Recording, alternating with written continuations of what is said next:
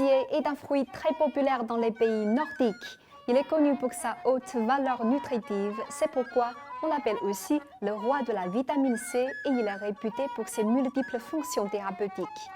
Qui peut imaginer qu'à des milliers de kilomètres de là, de l'autre côté du continent euro-asiatique, l'argousier joue un rôle important dans la lutte contre la pauvreté et la déforestation. La Chine est le pays le plus important au monde en termes de ressources naturelles de culture de l'argousier, mais aussi le plus grand pays en termes de surface de culture artificielle, représentant plus de 90% de la surface totale de l'argousier dans le monde. Bien que l'argousier soit plein de trésors, la plus grande partie a été cachée au fond des montagnes et des ravins en raison des limitations en matière de transport, de cueillette, de stockage et d'acheminement. Il se trouve que les provinces où l'on trouve l'argousier sont également les zones clés pour la lutte contre la pauvreté. En raison de la difficulté d'exploitation des ressources qui ne peuvent être cueillies qu'à la main, l'argousier n'a jamais constitué un revenu économique stable pour la population locale.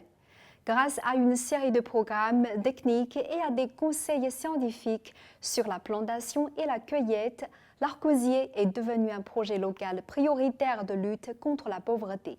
De plus, grâce à sa forte adaptabilité environnementale et à son système racinaire bien développé, l'argousier a non seulement des fonctions de protection écologique telles que la fixation du sable et la préservation du sol, mais aussi le contrôle de l'érosion des sols.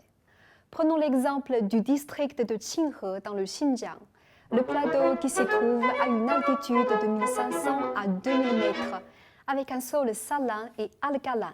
Les conditions naturelles sont difficiles pour obtenir une bonne récolte.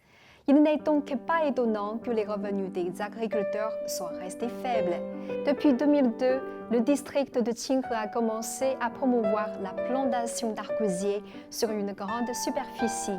Jusqu'à présent, la superficie de plantation d'argousier dans le district a atteint plus de 6000 hectares et la production annuelle de fruits frais d'argousier est de plus de 5000 tonnes, ce qui est devenu une base d'approvisionnement en matières premières d'argousier de haute qualité réputée en Chine.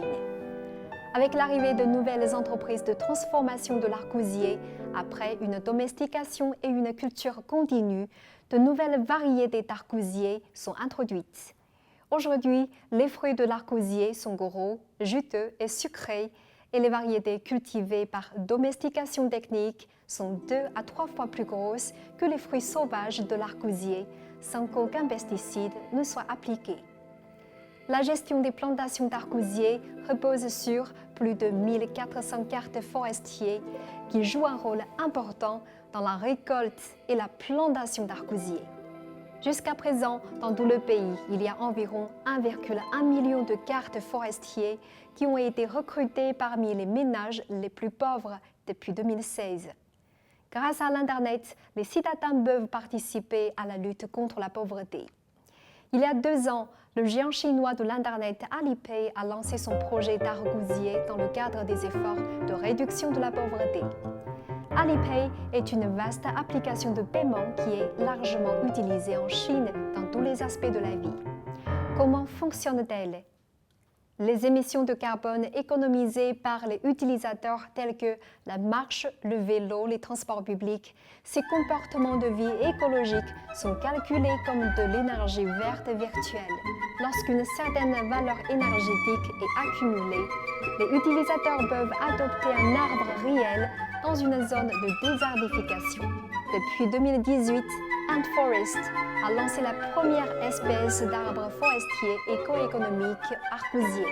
Jusqu'à présent, plus de 23,5 millions d'utilisateurs ont participé à la plantation et à la protection des forêts d'argousier.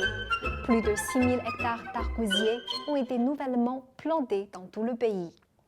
La réduction de la pauvreté écologique en Chine répond non seulement à la nécessité de se débarrasser de la pauvreté, mais aussi aux besoins de restauration écologique, c'est-à-dire au droit de remplir une promesse faite au monde. Lors du récent sommet sur l'ambition climatique, la Chine a renouvelé son engagement de réduire les émissions de CO2 de plus de 65% d'ici 2030 par rapport à 2005 et d'augmenter le stock forestier de 6 milliards de mètres cubes par rapport à 2005.